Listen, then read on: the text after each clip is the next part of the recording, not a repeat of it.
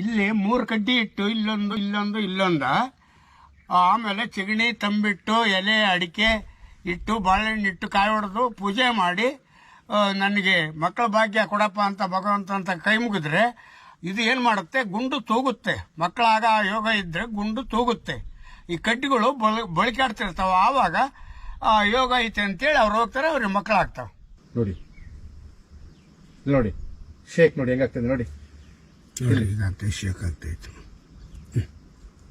ಇಡೀ ತರೋಣ ಕರೆಕ್ಟಾಗಿ ಕಾಣಿಸಿದ್ಯಾ? ತರೋಣ ನೋಡಿ ನೀವು ನೋಡಿ ಎಷ್ಟು ಶೇಕ್ ಆಗ್ತಾ ಇದೆ ನೋಡಿ. ಇದು ಬಂಡೆ ಇದು ವಿಸ್ಮಯಕಾರಿ ಬಂಡೆ ನೋಡಿ. ಎಷ್ಟು ಹಂಗ ಅಳ್ಳಾಡ್ತಾ ಇದೆ ನೋಡಿ.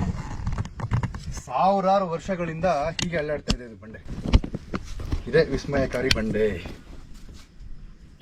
ಥ್ಯಾಂಕ್ ಯು, ಧನ್ಯವಾದಗಳು. ಏನ್ ಗುರು ಇದು ನಿಜವಾಗ್ಲೂ ವಿಸ್ಮಯ. ಇದು ಬಸವನ್ ತರ ಇಲ್ವಾ ಇದು ನೋಡಕ್ಕೆ?